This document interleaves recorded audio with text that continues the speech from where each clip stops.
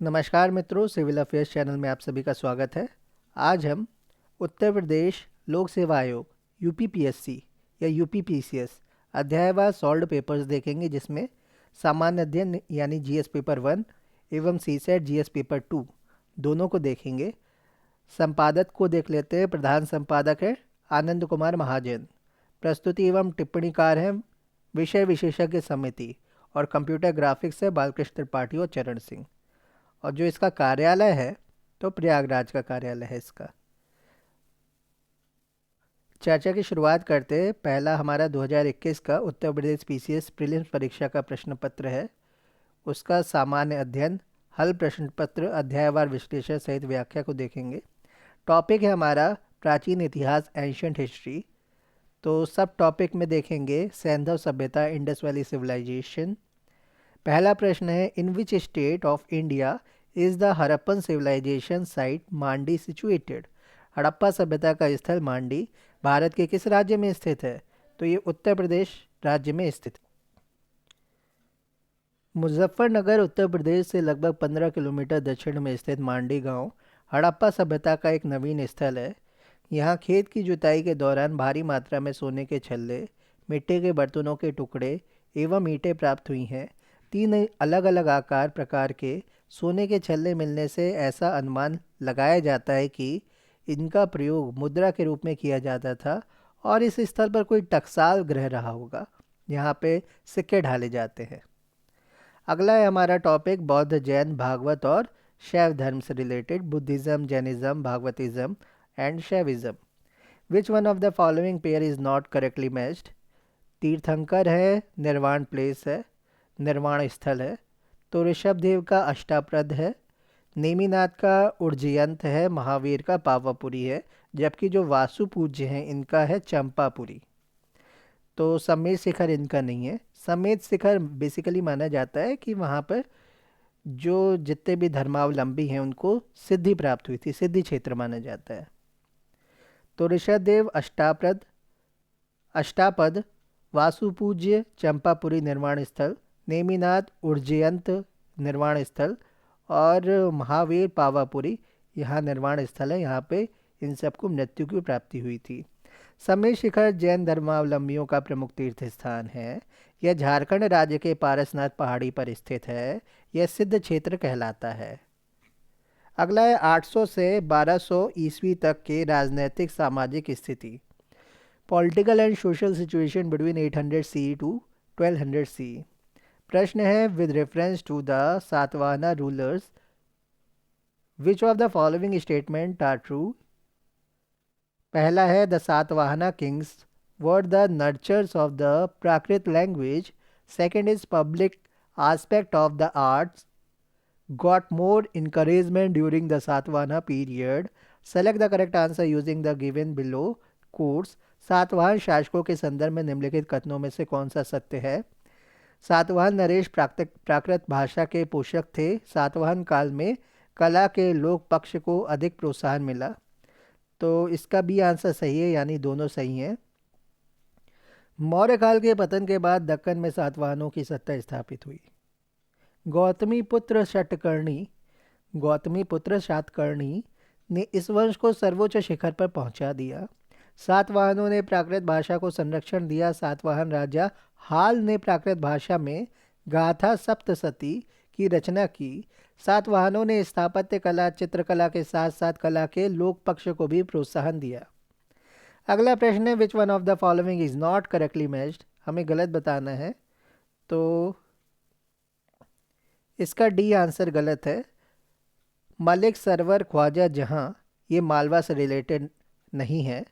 तो रूलर है शासक और स्टेट है राज्य, उससे रिलेटेड।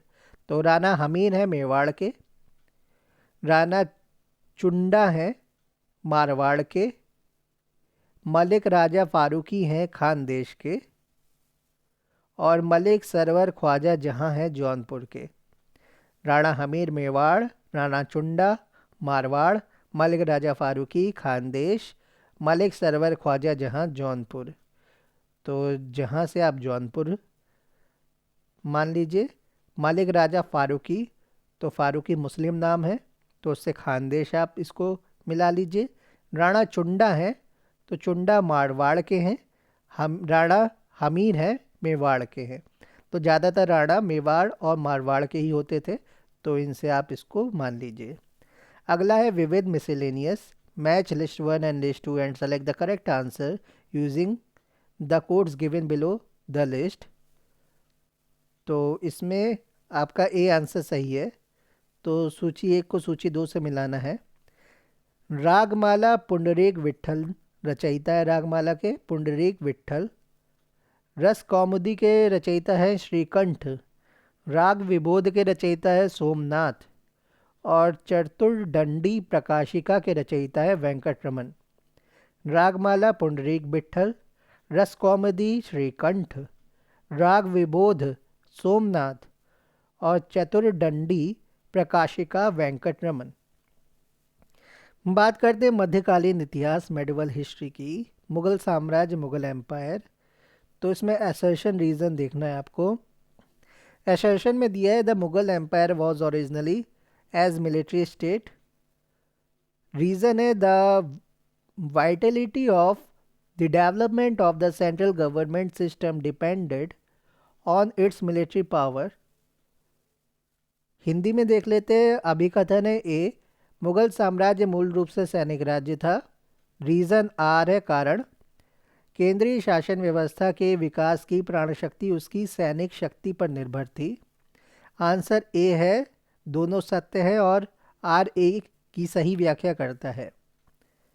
मुगल साम्राज्य सैनिक शक्ति पर आधारित एक केंद्रीकृत व्यवस्था थी जिसमें नियंत्रण एवं संतुलन का प्रभावी समायोजन किया गया था। मनसबदारी व्यवस्था के माध्यम से सैनिक अधिकारियों पर बेहतर नियंत्रण स्थापित करने का प्रयास किया गया था या किया जाता था।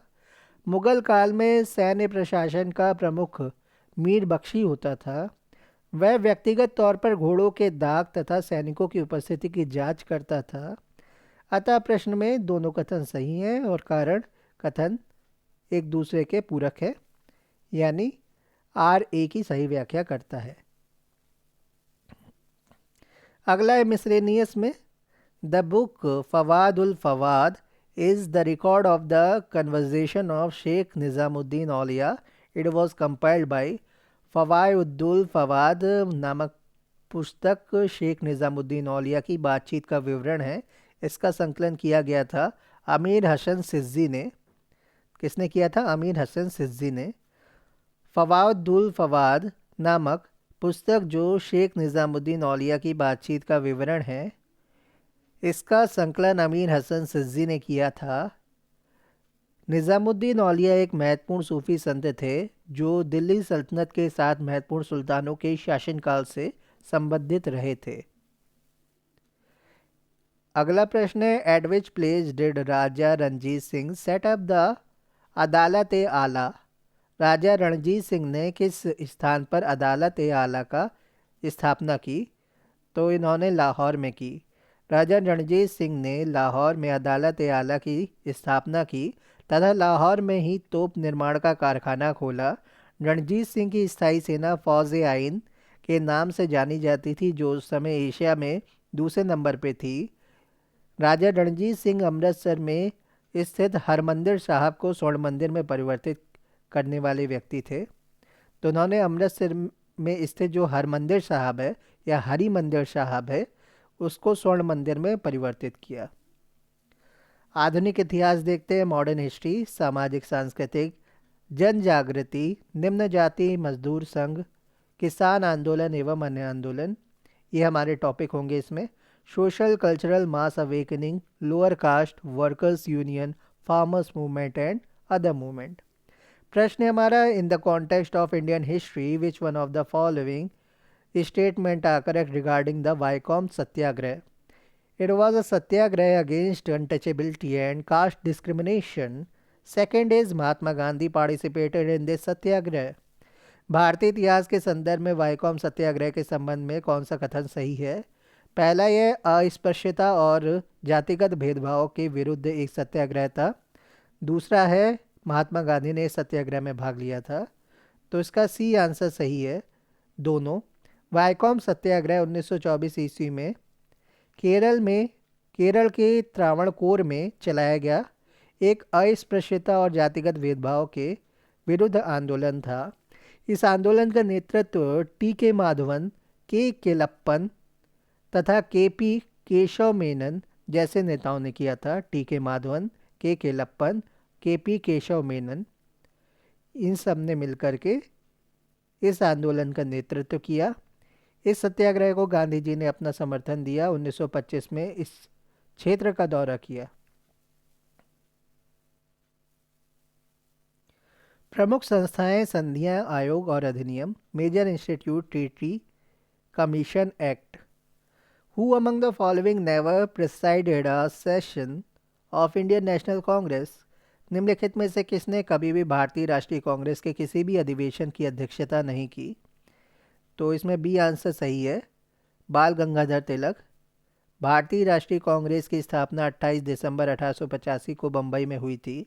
इस स्थापना के बाद से कई महत्वपूर्ण नेताओं ने कांग्रेस के अधिवेशन की अध्यक्षता की, जैसे दादा भाई नौरोजी, गोपाल कृष्ण गोखले, सुरेंद्र नाथ बनर्जी, लाला लाजपत राय, गांधी जी, सुभाष चंद्र बोस आदि। बड़े नेताओं में सिर्फ बाल गंगाधर तिलक ने ही भारतीय राष्ट्रीय कांग्रेस के किसी भी अधिवेशन की अध्यक्षता नहीं की थी। Who among the following was not an early member of the नौजवान सभा formed in 1926 AD? निम्नलिखित में से 1926 में गठित नौजवान सभा का प्रारंभिक सदस्य कौन नहीं था? अंबिका चक्रवर्ती ये सदस्य नहीं थे। बाकी सब सदस्य थे। भगत सिंह थे, यशपाल थे, छबील दास थे। तो नौजवान सभा के सदस्य थे ये सभी। भगत सिंह, भगवती चरण वोहरा, यशपाल, छबील दास ने नौजवानों और विद्यार्थियों को संगठित करने के लिए 1926 ईस्वी में नौजवान सभा की स्थापना की थी। भगत सिंह इस सभा के महामंत्री तथा भगवती चरण वोहरा ने महासचिव का दायित्व संभाला। अप्रैल 1928 में अमृतसर में हुए सम्मेलन में इस सभा का घोषणा पत्र जारी किया गया। अंबिका चक्रवर्ती इस सभा से संबंधित नहीं थे। Who was the founder of the Asiatic Society of Bengal? Asiatic society of Bengal का संस्थापक कौन था? सर विलियम जोन्स थे। एशियाटिक सोसाइटी ऑफ बंगाल की स्थापना 15 जनवरी 1784 को सर विलियम जोन्स ने कलकत्ता में की थी।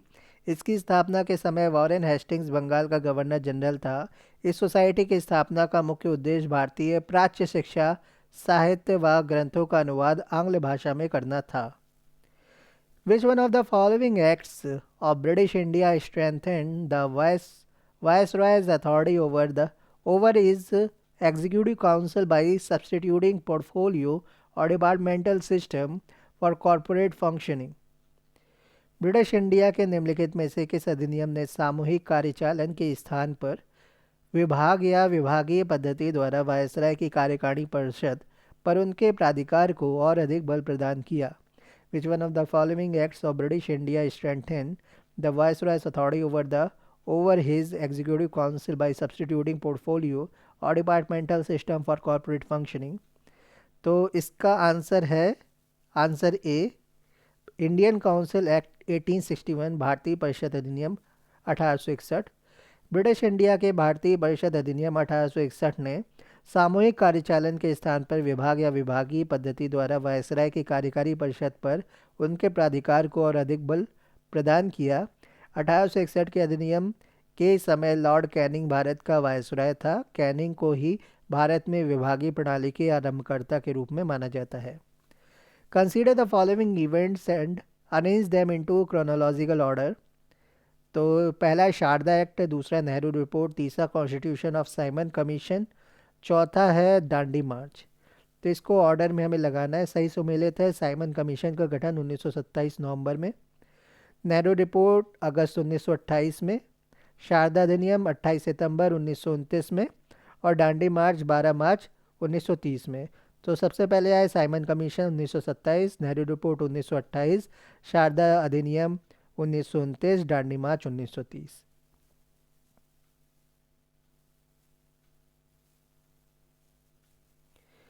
समाचार पत्र एवं पत्रिकाएं, newspaper and magazines, in which year of the book poverty and unbritish rule in India was published. तो poverty and unbritish rule in India नामक पुस्तक किस वर्ष प्रकाशित हुई? 1901। भारत के आरंभिक राष्ट्रवादियों में दादा भाई नौरोजी का महत्वपूर्ण स्थान है। इन्हें great old man of India, grand old man of India भी कहा जाता है। 1901 में प्रकाशित poverty and unbritish rule in India इनकी सबसे महत्वपूर्ण पुस्तक है। दादा भाई नौरोजी राष्ट्रीय कांग्रेस के 3 बार अध्यक्ष भी रहे हैं।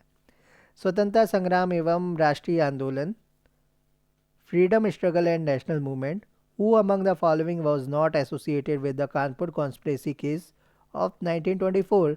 जिनमें से कौन 1924 के कानपुर षड्यंत्र मामले में शामिल नहीं था? तो M.A. अंसारी नहीं थे, बाकी सब थे। मुजफ्फर अहमद थे, नलिनी गुप्ता थी, शौकत उस्मानी थे।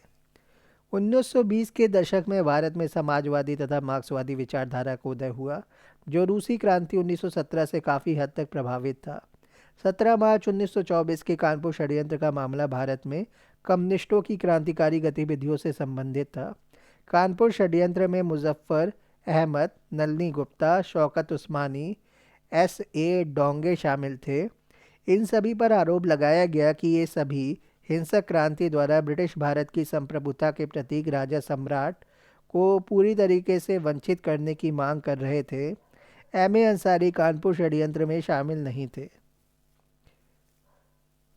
The name of the foreign journalist who reported about Satyagraha at Dharasana salt works was? उस विदेशी पत्रकार का नाम बताइए जिसने धरसाना सॉल्ट वर्कर्स पर सत्याग्रह के बारे में समाचार दिए।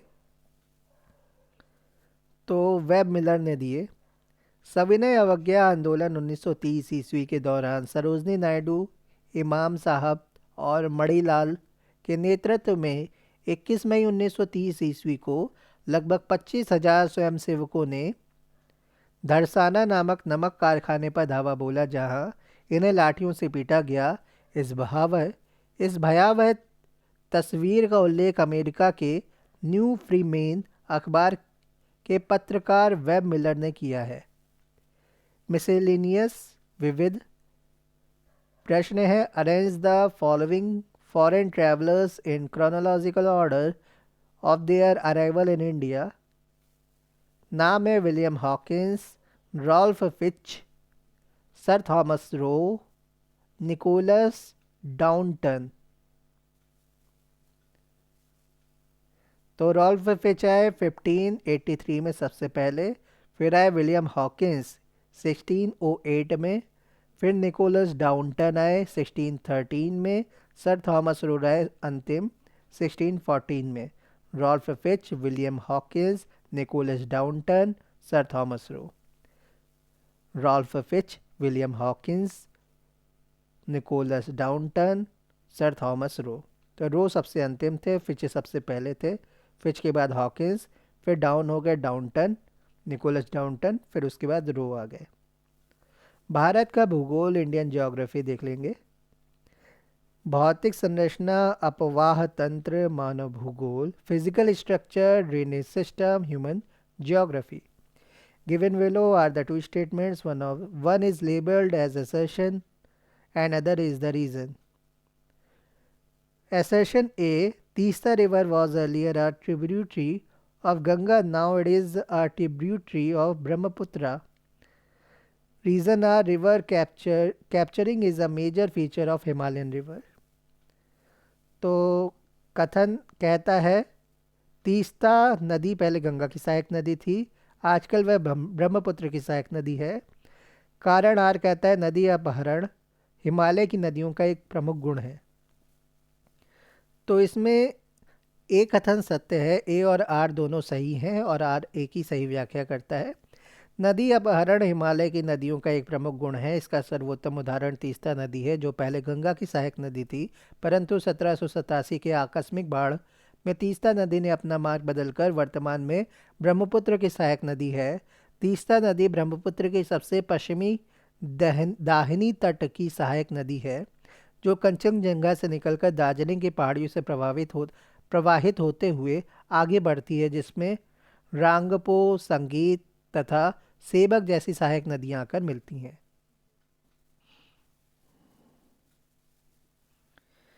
अगला प्रश्न है, match the list 1 and list 2 and select the correct answer using the codes given below the list. सूची 1 बताती है भारत के राज्य स्टेट ऑफ इंडिया। सूची 2 कहती है हाईएस्ट पीक, सबसे ऊंची चोटी। डायरेक्ट आंसर देखते हैं। तमिलनाडु में सबसे ऊंची चोटी है डोडा बेट्टा चोटी। राजस्थान की है गुरु शिखर चोटी माउंट आबू पर।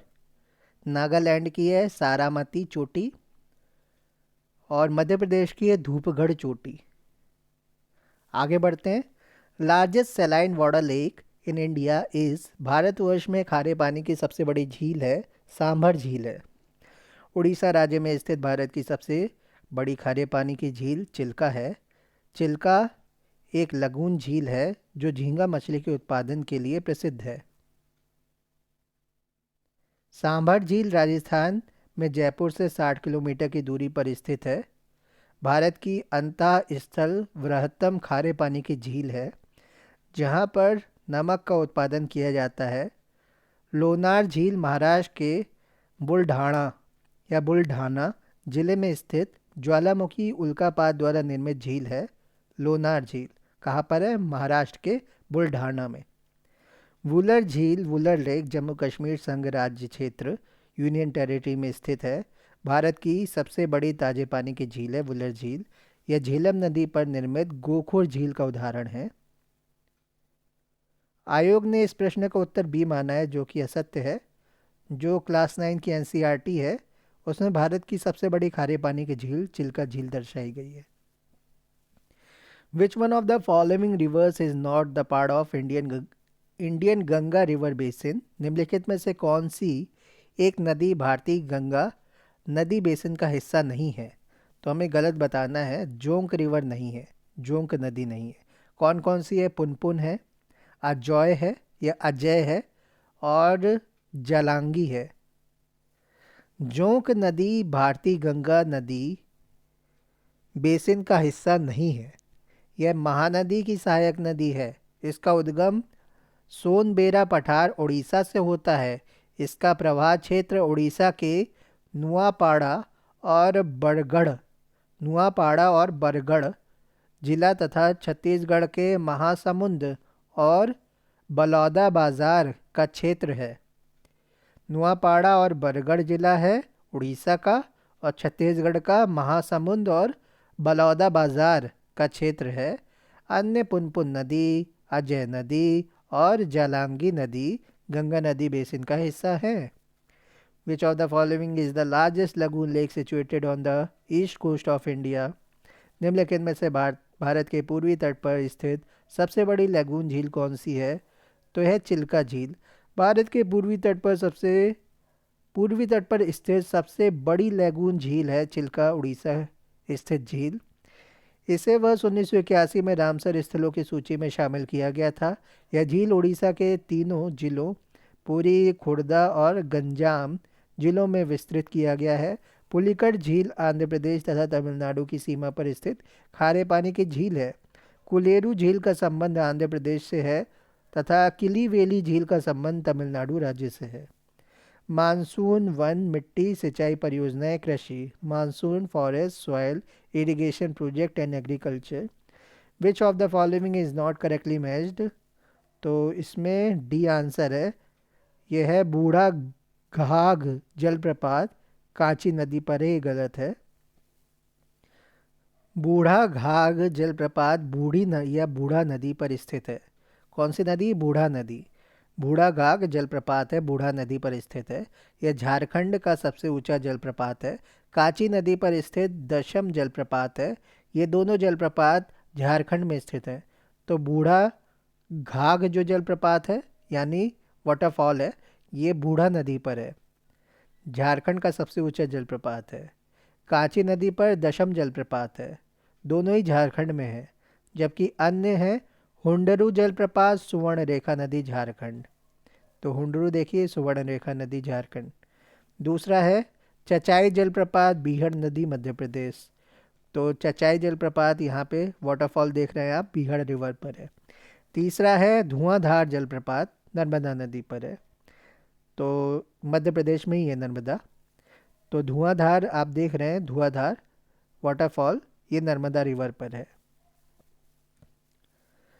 Next question is which one of the following causes is responsible for rainfall during winters in north western part of India. निम्नलिखित में से कौन सा कारण भारत के उत्तर पश्चिम भाग में शीत ऋतु में होने वाली वर्षा के लिए उत्तरदायी है? वेस्टर्न डिस्टर्बेंस, पश्चिमी विक्षोभ। तो पश्चिमी विक्षोभ पूर्वी भूमध्य सागर, मेडिटेरेनियन सी, पूर्वी माने ईस्टर्न मेडिटेरेनियन सी में उत्पन्न होते हैं और पूरब की ओर यानी ईस्ट की ओर चलते हुए पश्चिम Asia, west Asia, Iran, Afghanistan, Pakistan को पार करके भारत के नॉर्थ वेस्ट उत्तर पश्चिम भागों में पहुंचते हैं। उत्तर में कैस्पियन सागर, जो कि आपका कहाँ पे पड़ेगा कैस्पियन सी? सेंट्रल एशियन कंट्री में पड़ेगा, जिसमें आती हैं अजरबैजान,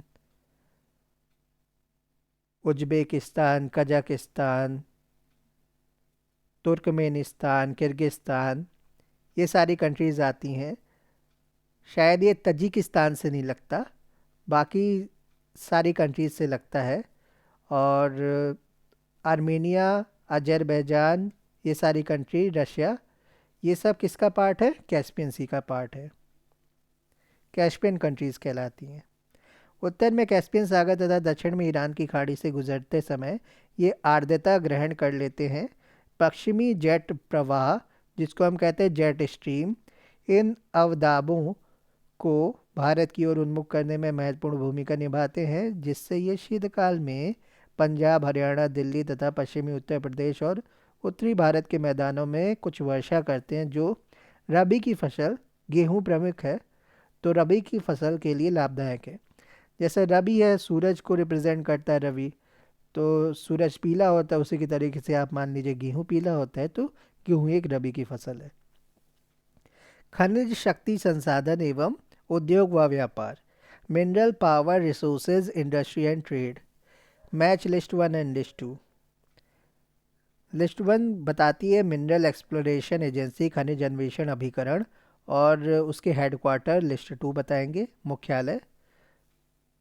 तो इसका आंसर क्या है? सी है, 4321। तो ONGC का क्या है? New Delhi. Mineral exploration corporation limited का क्या है? Nagpur. National mineral development corporation का है Hyderabad. National aluminium company limited है भुवनेश्वर। तो तेल एवं प्राकृतिक गैस आयोग नई दिल्ली में है, ONGC।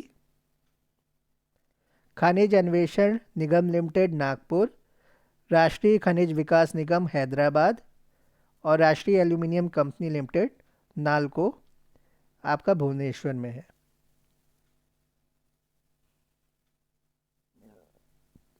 With reference to NTPC unit at Singrauli, which one of the following is correct?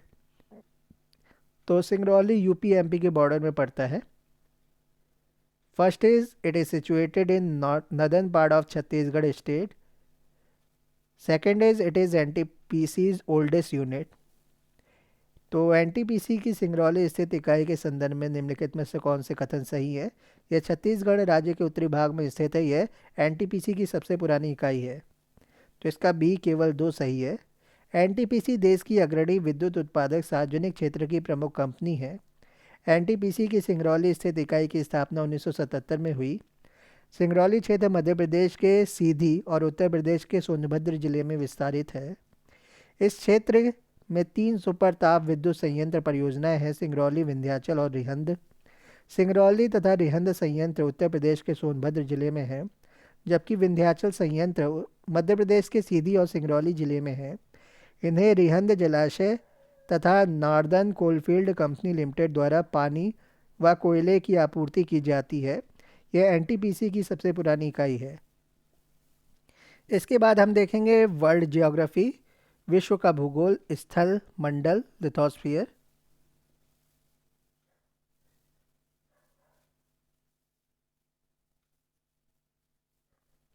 प्रश्न है, which one of the following is correct sequence of the islands of Indonesia from west to east. Indonesia के द्वीप समूहों में पश्चिम से पूरब की दिशा की ओर सही क्रम निम्नलिखित में से कौन सा है?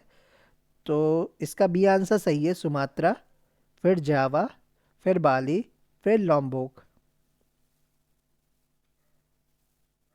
तो इंडोनेशिया गणराज्य की मुख्य भूमि के दक्षिण पूर्वी सिरे और ऑस्ट्रेलिया महाद्वीप के मध्य स्थित है। तो अंडमान निकोबार से लेकर के ऑस्ट्रेलिया के बीच में इंडोनेशिया पड़ेगा। इसके मुख्य द्वीप जो पश्चिम से पूर्व क्रमशः सुमात्रा, जावा, बाली, लॉम्बोक, इरियन और जया हैं। इसके सुमात्रा द्वीप से 0 डिग्री अक्षांश रेखा विषुवत रेखा गुजरती है और यह द्वीप इंडोनेशिया के क्षेत्रफल के आधार पर सबसे बड़ा द्वीप है। सुमात्रा द्वीप की बात हो रही है। इंडोनेशिया की राजधानी जकार्ता जावा द्वीप पर स्थित है, अब बदल गई है। अब किलिमंतान बोर्नियो आइलैंड पर सुमंतारा है। इंडोनेशिया को मसालों का देश कहा जाता है। ये सिनकोना के उत्पादन में अग्रणी है और बेसिकली बायोफ्यूल भी यहाँ से बनाया जाता है, जो कि ताड़ के पत्तों पर आधारित है, ताड़ के फल पर, और जिसको हम पाम ऑयल भी कहते हैं।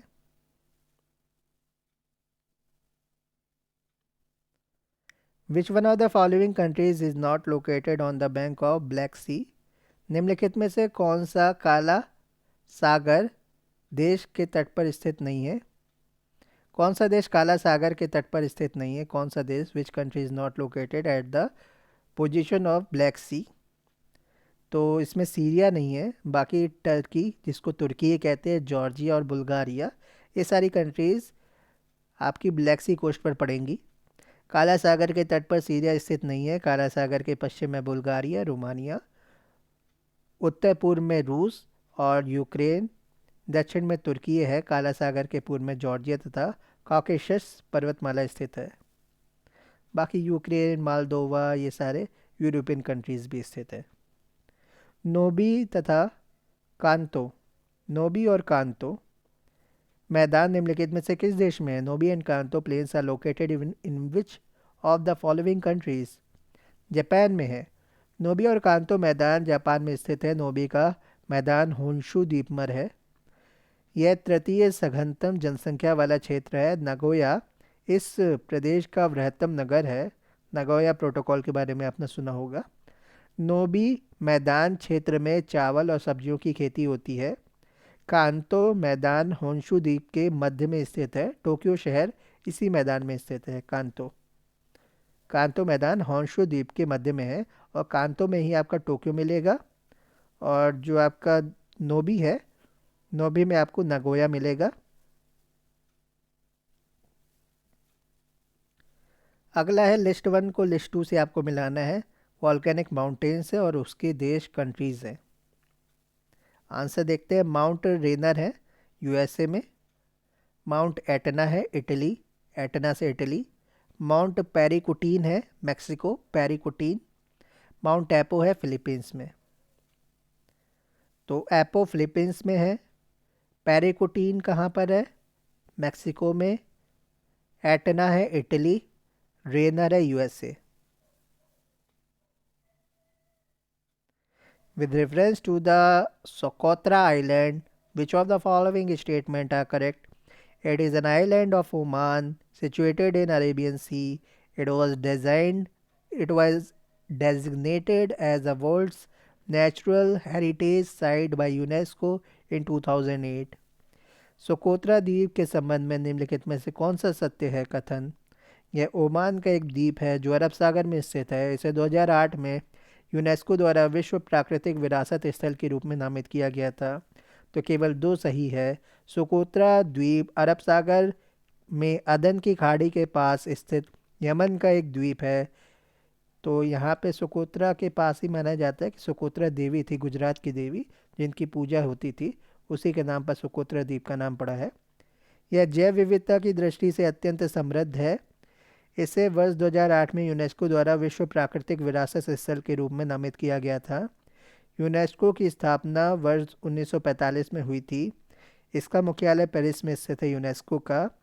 वर्तमान में यूनेस्को की विरासत सूची में भारत के 40 स्थल शामिल हैं, अब 42-43 हो गए हैं, जिनमें 32 सांस्कृतिक, 7 प्राकृतिक और एक मिश्रित है, मिक्स्ड।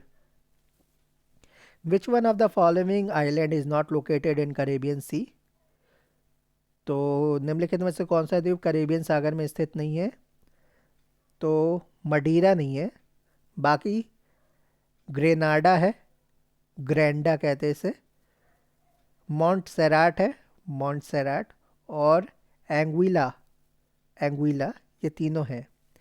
मडीरा द्वीप उत्तरी अटलांटिक महासागर में स्थित है, जो पुर्तगाल यानी पोर्चुगी का एक स्वायत्त सॉवरेन क्षेत्र है, जिसका कुल क्षेत्रफल 801.1 वर्ग किलोमीटर है। इसकी राजधानी फंचल और इसकी मुद्रा यूरो है। यहाँ की मुख्य आर्थिक गतिविधि खेती यानी कृषि है, एग्रीकल्चर है। इसके अतिरिक्त मत्स्य पालन, फिशरी, काष्ठ शिल्प उद्योग और चीनी प्रसंस्करण प्रमुख उद्योग हैं। तो बेसिकली शुगर की प्रोसेसिंग करते हैं ये लोग, काष्ठ लकड़ी की चीज़ें बनाते हैं, और मछली को पकड़ने का मत्स्य पालन, मछली की खेती करते हैं, और खेती एग्रीकल्चर इसका मुख्य व्यवसाय है। जबकि ग्रेनाडा, मॉन्टसेराट और एंगुइला कैरेबियन सागर में स्थित है।